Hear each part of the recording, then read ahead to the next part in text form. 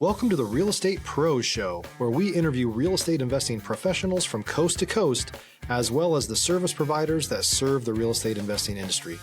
Our goal is simple: share what's working now to help you improve and scale your business to the next level and meet the pros that can help you get there. Real Estate Pros is powered by Investor Fuel, America's leader in helping real estate investors and professionals build the business you need to live the life you've always dreamed of. Let's start today's show.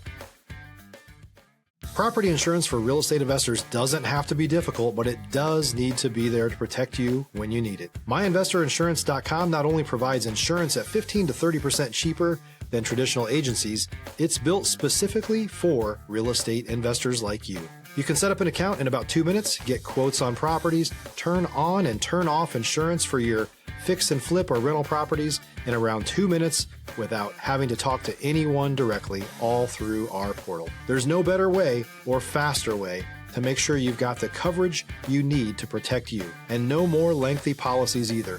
Once you're set up, you're billed monthly and prorated by the day for however long your policy is active. It's powered by MSI, the third largest independent MGA, with 1.5 million customers and more than $1 billion in cumulative premiums written. Get set up today in about 2 minutes at myinvestorinsurance.com/fuel. Hey everybody, welcome back to another episode of the Real Estate Pros podcast. Today on the podcast, we have Aran Mahtani, who's a mortgage banker based in New York City, doing residential financing in all 50 states, has a super interesting background, and he's here to tell us about that and also how folks can be involved in real estate even if it's not your full-time job. Aran, welcome to the show.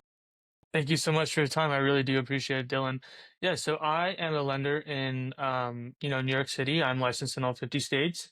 The story is this, right? Like the reason why I love what I do and I really am keen on assisting anybody in their real estate dreams and goals, especially if it's part-time, like you said, is that even the smallest deal can make you some money. And then once you see that green, you want to keep going, right? So as a banker, I'm a first generation, Indian American.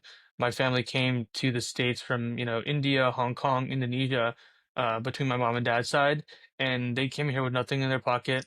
If you hear all the comedians on stage, they always say that people come here with $8 in their pocket. The same thing, right? So like we come here really looking to strive. Like my my mom and dad's side both were in garments. My mom is who I work with today. We're a mother and son team at Citizens Bank. But I remember seeing my mom work, like she was in labor and she was gonna have my little brother who's 17 now. And she sent out her pre-approval at 2 a.m. So that kind of gives you some idea about what the work ethic looks like from my side. So yeah, like it's just I don't mean to ramble, but like there's a lot that I've seen in terms of work ethic. So especially in a commission-based job, like as a lender, like you have to be on top, responding to messages, texts, whatever it might be. But like that's just a good idea. And then outside of that, origination story, like I went to school at Villanova outside Philly, graduated, moved to the city, got a job at Wells Fargo in lending. So I have a really great, vast experience in lending in all 50 states.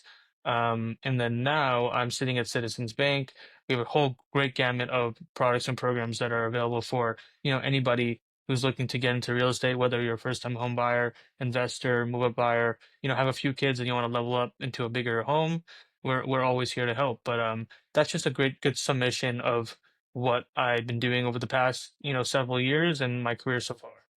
Yeah, and uh, there was a lot to unpack there. I think for our listeners, for folks who don't know where to start, it sounds like you may have benefited from having it in your blood a little bit. Your Yeah. mother was in the real estate space herself. How did she get into the real estate? She was an immigrant. How did she get into the real estate space? Stop living on an island and join the #1 mastermind in America for professional real estate investors. Investor Fuel is a community of hundreds of the nation's top investors working together to build stronger businesses and better lives. In addition to the amazing community of real estate investors acting as a board of advisors for one another, Investor Fuel members have access to 100% funding on purchase and repairs for our members only, a health insurance program, and benefits and discounts that more than pays for the membership of most of our members, meaning it's actually costing you money to not be a member of Investor Fuel. If you're looking to scale your business and build a business that allows you to live the life of your dreams, please visit investorfuel.com today and book a call with our team. So, my mom and my dad had a store in Atlantic City.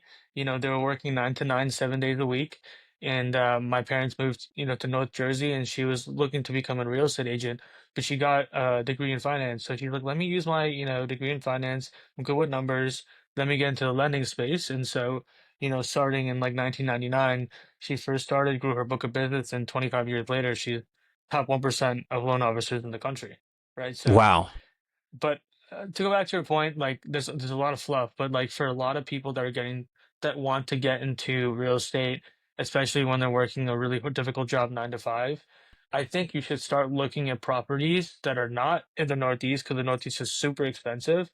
I think Yep. building a super strong team between a lender, title attorney, depending on the type of state, working with several real estate brokers that are, you know, that are keen on helping investors find properties, and then leveraging, I mean, unfortunately, rates for investment property are 7%, so most of the time you're not cash flowing right now in today's market. But as we've been seeing, rates have been ticking downwards. Let's say in the next year or so, 2 years, as someone that's looking to get into real estate, if you can wait a little bit and find a solid opportunity for a possible single family home that's $400,000, you can put 5% down, 10% down if you're living there primarily. But if it's an investment property, 25 to 35% is what you would put down, and then start there. But if you do not have the capital to raise, right? A lot of us are working. We don't have the capital to put towards one purchase because sometimes it's our nest egg. We don't want to take our savings and just dump it in a Right. home, Right. right? So I think profit sharing is a great idea. I have a few friends that profit share down in Charlotte that have been, leveraging 3 or 4 different friends. I definitely recommend looking at a property, seeing if the numbers work out, and getting 3 of your 4 friends if you're below the age of 35, right? And or if you're in your 20s, I definitely think that's a good way to go. Pull your money together and buy your first home. I completely agree with this. And, the avatar of our listener is someone who's doing 50 plus deals a year, but we also have a lot of investors who are newcomers. And for folks who are like, well, how am I going to get into rental properties when, I'm just trying to make it on my own. I'm new to being a working professional. I just graduated from school. This idea of profit sharing and of pooling money together and working with friends who can then become your business partners, I think we're going to start to see a lot of this. And I hope we start to see people who are forming friendships based on that. Hey, we're friends. We like to do this, but we also are planning to do real estate together. I think that would be an awesome way for more Yeah. people to get involved.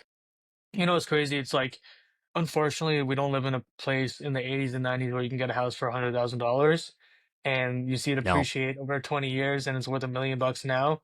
That's not the world we live in anymore. So finding a place that's within our budget is definitely more difficult to find.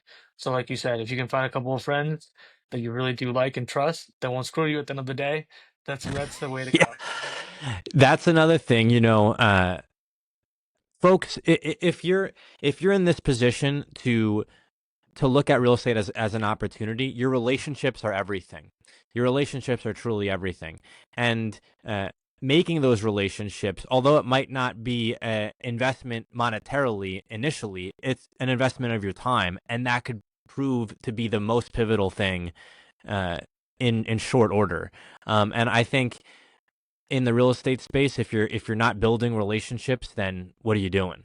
Um, but aside from that, you mentioned, and I wanted to touch on this, that it's a little bit more difficult if you're in the East Coast areas. I was born in New Jersey in Livingston, grew up in the Caldwells, not far from you, Hmm. uh, and I'm in Texas now. So for folks who are in Texas, I think it's a little bit more favorable for us, and that's actually why I'm in the real estate space, is because I saw so many people who are investors in Texas and are getting started, and I never saw that in New Jersey. Of course, they existed, and they do exist, but I see so Yeah. many more of them in Texas. What's your thoughts on that? If you're looking for consistent, high-quality leads, look no further than Investor Machine. Investor Machine isn't just another agency, it's the most sophisticated, data-driven lead generation company on the planet for real estate investors, and serves the role of being not just a lead generator for your business, but a marketing partner that is helping you achieve your goals along the way. Go to investormachine.com to learn more and schedule a call with our team today.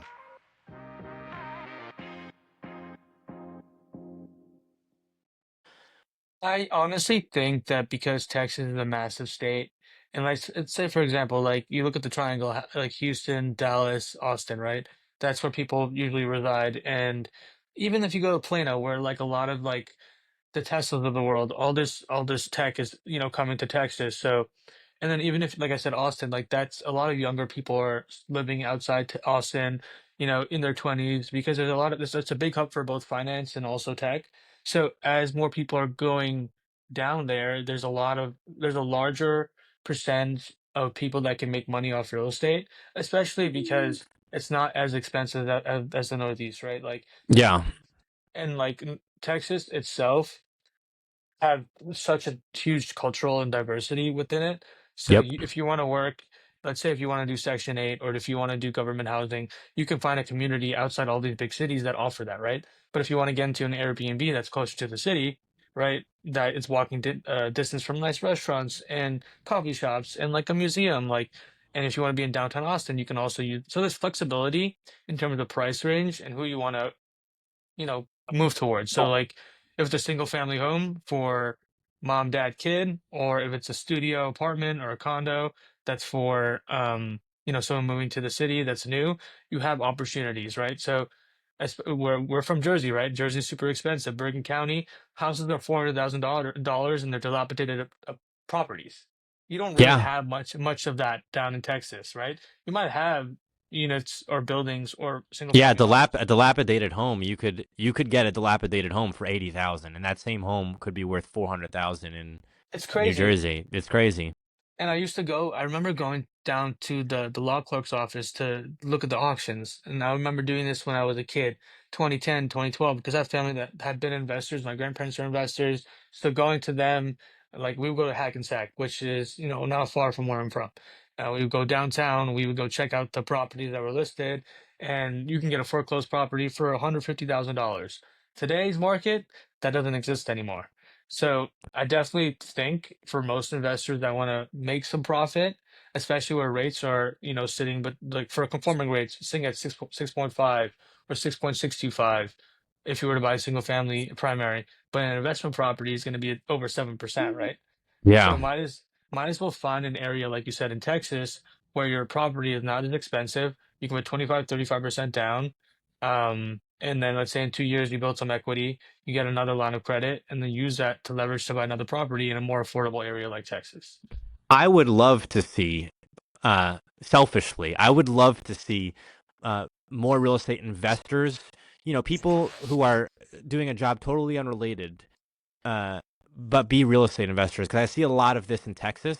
And growing up in the Caldwells, I'm sure it existed. I'm sure it did, but I just never aspired or thought about being a real estate investor. I figured you needed, to have that in your blood, because there wasn't the information that we have out today, and there certainly, as far as I could tell, wasn't that many people who were doing that. It was just not a thought. In Texas, it's all over the place. It's like, I have friends who, again, are not in any way attached to the real estate business, did not grow up in it, but that's what they are wanting to do. Hey, let's go buy property together. I think that's an amazing thing. Mm, Um, You know what? I mean, only if in school we had some curriculum about how to buy real estate and how to manage your finances in order to buy real estate and leveraging, good debt or solid, like using your equity and good debt to like just build a solid nest egg of properties and a good portfolio. Unfortunately, you got to learn by doing, right? So we have to make yeah. mistakes and go from there.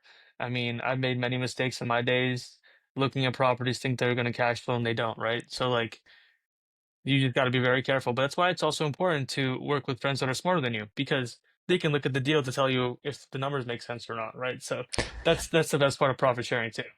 On a personal note, would you recommend to folks if they're looking at getting into real estate, maybe they're looking at doing their first fix and flip, maybe they're a carpenter by trade, but they haven't done fix and flipping for themselves. You know what I'm saying? Yeah. Would you recommend that they bring partners in? Did you do it with partners or did you do it on your own? How can people get in your perspective?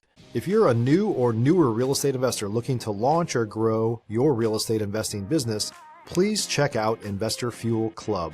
It's a coaching community, but unlike anything you've ever seen before. And you can actually partner with members of our mastermind from coast to coast on deals right in your market. There's no better opportunity to build a consistent business than to literally partner with pros to help you avoid costly mistakes, avoid the need for capital to do deals, and help you eliminate your fears as you're starting your business. Learn more about Investor Fuel Club at investorfuel.com/club. So fix and flips are very interesting, right? So like most of the times for a fix and flip, most people will go to a money lender. They'll get a Hmm. higher interest rate, 7.5, 8%, right? And then they'll essentially, let's say, finance 25% of it. And those monthly interest payments are due in, 2 years, right? That's essentially what the amortization is for that specific, hard money loan. But I would recommend working with like the thing is, it's hard to get in firsthand, but I Yeah. think doing your research and finding the right like even a contractor, right? Find a good contractor, you find a good, solid, hard money lender, do your due diligence, right? Find a nice property, work with a solid real estate investor. I mean, a real estate agent that is assisting investors finding properties. Um, but if you don't, you know what it is? You know what I first did? There are so many communities on Facebook Hmm. that will allow younger people in their late 20s and early 30s to find more experienced investors and collaborate with them, right? So, like you said, we talked about this before. The network you build, your book of business, your sphere of influence is exactly what you need to get into the business. So, I think doing the due diligence and homework to find those right people is the first part of getting to real estate. Don't even look at properties first, right? Have Yep. conversations with those who have more experience than you that are willing to give you a chance, right? You have Facebook groups, you can find different investors, reach out to 20 of them, ask them to give you a call, get their experience and leverage that experience to get into your first property. That's my 2 cents. Yeah, and I completely agree. Speaking about, finding a good contractor, it can be difficult because the trust might not be there. And if you have that relationship with someone who happens to be your friend or you see them all the time and you can develop that trust there, that can be the deal breaker for you. That can be what makes your first deal tremendously profitable or not. And so those relationships are absolutely critical. How can people, Aaron, manage that while also being involved in Full-time it? person? Yeah, outside it seems impossible, but you're doing it. You started off at Wells Fargo and then now at Citizens. How can people who maybe are not working for Citizens, don't have that background that you have, might not have it in their blood, how can they manage it? Honestly, you need some inspiration, right? Like you might work a 9 to 6, you might go to the gym after work, and then suddenly it's 8 p.m. You're eating dinner. And you're like, I don't have time to look at real estate deals or look at anything, anything that's gonna, for example, give you some passive income. Honestly, nothing's really passive. That's just a phrase that people use because they want to make money when they're sleeping. I But agree. that takes a lot of work to get at that point, right? So like, let's say you have a portfolio of 10 properties, then only you can sleep well at night because you're getting some solid cash flow. But to go back to your question, like I definitely think people that are working 9 to 5 have like really difficult jobs that are looking to, you know, get into this business or just start investing is to have that conversation with someone that has more experience than you, right? Because what I remember, at 25, I was just looking to see in my family who has done real estate. I happen to have three uncles that have portfolios of 70 properties, 60 to 70 properties. And I had no idea until I asked, right? So like Yeah. people, you're like I said, that's sphere of influence where you have, family, friends, you have people that you work with, colleagues, you have, friends from high school, college. those are the people that you can go to first in your free time. Pick up the phone and be like, "Hey man, I know you just bought this property. Like, is it cash flowing? Can you give me some idea?" And then I think using those conversations to get more confidence and setting up your first deal is where you can get the confidence, right? Like I definitely think that, getting up, you're working 9 to 5, working the long hours, you definitely can like structure your day to have a single conversation. Even if it's at lunch, you can make that happen first. And then once you build that confidence, you can start, looking at deals, I guess. Yeah, that's the thing a lot of people don't realize is, and it takes some courage because especially with family or close friends, you're like, they are they gonna help me? Maybe they're gonna be like, that's nagging me. But I think that most people have to find the courage to work their warm network. And then once they've done that, and maybe simultaneously, I call it fanatical networking, guerrilla networking. You have to expand out of that, but you never know. In your family, I think you said 70 Yeah, deals. yeah, And if you hadn't gone to talk with your own family, maybe it would have taken longer. And so for folks who are like, well, where do I start? You'd be surprised. There could be a cousin out there where they could be in the game. They could be in the real estate game, or they know someone who is. Hey, do you know anybody? Can you put me in a three-way text conversation? Can we get the ball rolling somewhere? And then as you're going out and you're networking on your own, these bridges can cross, and that's how these deals happen. yeah, man. I always say this: one person can always change your life. Go out and find that one person. You know what I mean? Yeah. That's honestly what it is, especially in my job as a lender, right? My whole job is to network with brokers that are in different echelons of wealth, right? Those who sell $3 to $10 million properties and anything below 3 million, right? And then in the city, you have co-ops that are between $2 to $1 million, right? So if you can find yourself in positions working with all types of people, right? Even when the market is bad and rates are super high, like they were last year, they're still high. Don't get me wrong, but like last year, 2022 and 23, I mean, 23 and 24, where the market, contracts were not being signed like they are today. You just gotta be consistent with finding people that can help you throughout the good and bad times, right? So that's what I'm trying to say is that like, we live in a cyclical economy, especially in the mortgage business. And so what I've learned is working with people that weather the storm, and can essentially have their feet on the ground and just keep going, right? And that's why my job is to build relationships, obviously execute and closing, mortgage deals, but it's a mix of both, right? So how can I get my next mortgage deal if I don't build a relationship with a strong realtor and continue that relationship, which goes hand in hand with those 9 to 5ers that still feel not as confident to build a relationship because even if you make one phone call, one cold call, it could change your life. It So could change your life. I'm sitting in this podcast studio because of a cold call that I made last year. I had a property under contract in Azle, Texas. I'm not going to say the guy's name, but yeah, um, and I cold called him off of Investor Lift, and he told me that my photos were terrible, and now I'm his buddy living on a ranch that he owns, and I'm in this podcast studio because of a referral that he made. Um, and it's just off of a cold call. It's crazy how that works. yeah. For folks who might be otherwise unfamiliar with mortgage banking and lending, it sounds like you are working with a number of different brokers who do a number of different things. Is that typical, or is it you've made the decision, the business move to be agile and to be able to service all kinds of brokers? So it's interesting, like beggars can't be choosers. So, and the thing is, mortgage lenders and bankers are usually as the average loan officer or the average broker that's super successful in Manhattan is over the age of 40. I'm 28, right? Yeah. Like someone's gonna look at me and be like, why should I work with a lender that's 28 when I know lenders that are in their 40s that have 25 years of experience, right? Right. So that you have to bridge the gap. The way I bridge the gap is using, having my mother and son. I work with my mom, right? She's been in the business for 25 years. She has so much experience, right? So between her and I, we go after all brokers that do $200,000 co-ops till $10 million townhouses, right? Everybody Hmm. and their mother will need a mortgage. Yep. Um, but because rates are high, people are paying cash, essentially in this market right now in Manhattan, and they might do delayed financing later on when they see rates fall and do a cash out refinance, right? Yeah, So even with all those brokers that do all those cash deals, they can, if they know you, they'll come back to you when a client's looking to get a refinance, right? sure.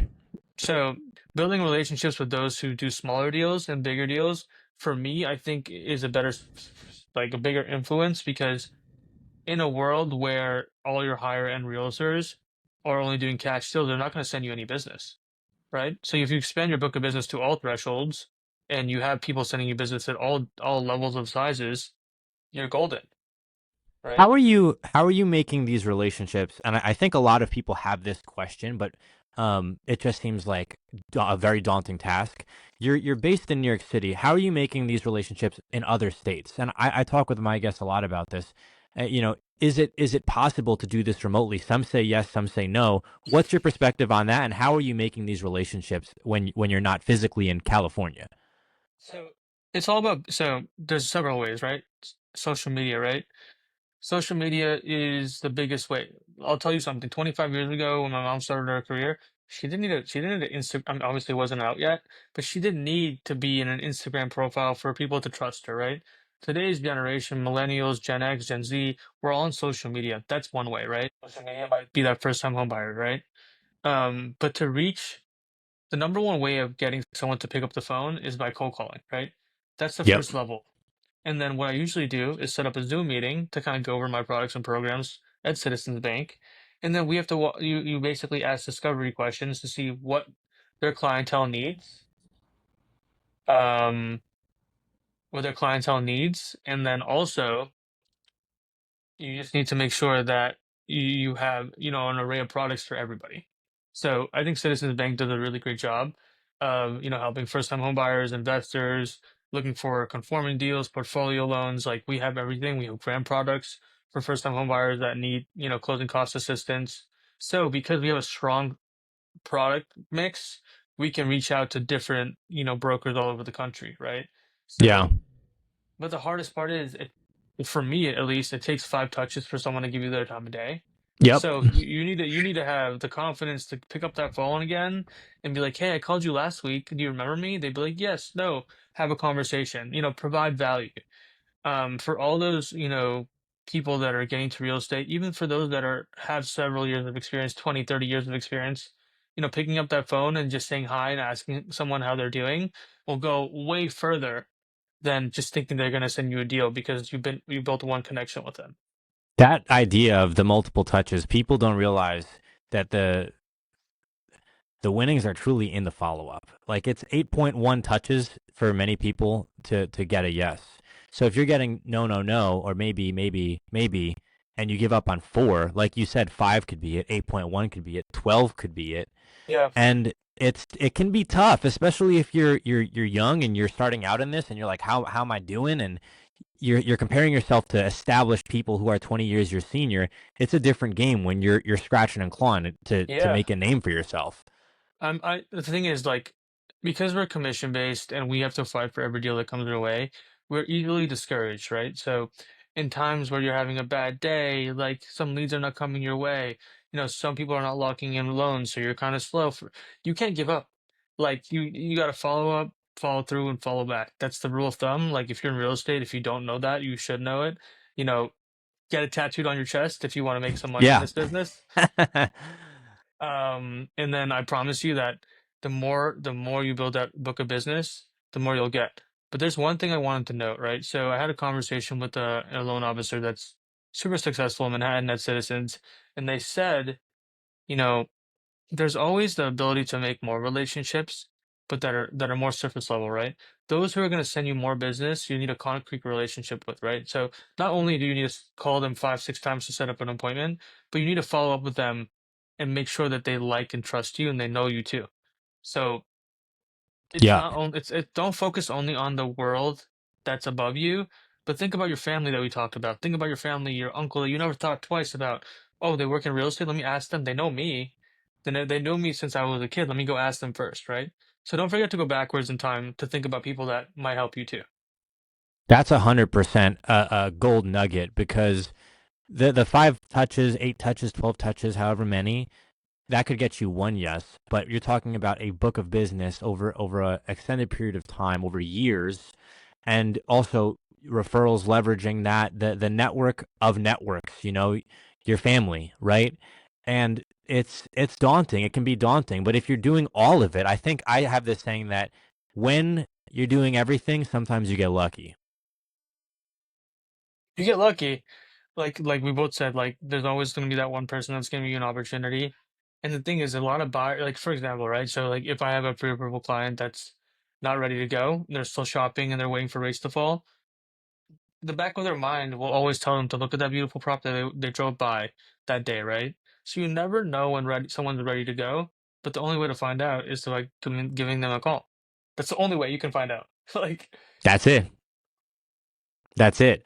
Um, for folks who maybe are in a similar field, or they're thinking about doing it. I myself am actually sitting for my Texas real estate license on the 31st. I've been doing wholesale, but oh, gonna be a realtor, God willing, on the 31st. good luck to you, Um, man. Thank you. What advice would you have for people who are legit brand new? Maybe they just graduated from school and they're looking for their first deal. Aside from the networking component, some concrete takeaways that you had from starting out, either just out of school or on the personal note on one of your first deals. So if you're a first time investor, first time home buyer, someone that's looking to get into real estate, and if you want to get into real estate, the way I kind of learned is by having a solid mentor or someone that's willing to assist you, because you don't know what you don't know, and so it's nice to work on. Yeah. I'm thinking about this as a broker or a loan officer or someone that's part of a team, right? I'm gonna go there first. Like if you're a broker or a loan officer, work with those that are in production of 100 million, 100 million in production per year. You know, especially in this economy, especially in this time period, like most loan officers are, sitting between 15 to 30 million dollars. But anyone that's doing over 50 million is a beast, right? Anybody that can get that Yep. execution is a beast. So if you can align yourself with people that have that experience that will be willing to give you, don't get paid $0. You're there for the experience. So if you want to be in real estate and if you're like fresh into the industry and you want to be a broker or a loan officer, work for someone that has a lot of experience. They'll help you get, more confidence in the role because it's not easy. But if you are someone that has, let's say you're a teacher, right? And you're a first time investor, how does a teacher, get into the real estate world, right? I honestly think it's by having someone like a investor or a broker that they can reach out to. Yeah. I definitely think it's having a conversation with the broker that might find deals in your area and reach out to you to see if a certain deal makes sense in their mind, and they will send it to you, be like, hey, look at this deal, do some due diligence, let me know what you think. That's the extra Find capital on time too. It's like Yeah, if you're not a subject matter expert and you're getting into it, having that mentor, a broker, a friend who's doing it, a family member, that is truly key. That's the way I'm involved in real estate. It's not just through watching a YouTube tutorial and saying let's go. It's through a mentor that I have out here. We're coming up on time here, Aaron. How can folks get a hold of you? How can they get in touch with you? yeah. So I'm at Citizens Bank. I'm licensed in all 50 states. If you're looking for, just to have a conversation about financing a mortgage, always reach out to me. Um, you can follow us on Instagram. We are posting all the time, like relevant content that keeps you, in the loop. A lot of people, that are the ages of 22 to 35, that age group is really helpful for me because my content is gonna, a lot of people are self-employed or they don't have like a W-2 job. I really like to leverage that explanation because people are making money online. But people can always find me on Instagram, Matani Mortgage. They can reach out to me, via, aaron.matani at citizensbank.com. And then you can call me on my number, 201-790-1576.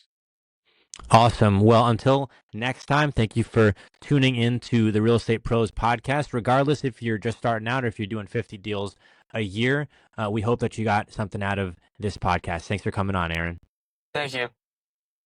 Thanks for joining us for today's Real Estate Pros Show. You can learn more about the amazing benefits of the Investor Fuel Mastermind community, including surrounding yourself with hundreds of other rock stars, 100% financing for your deals, and members-only discounts from vendors you're likely already using that, as a member of Investor Fuel, will save you more than the cost of your membership.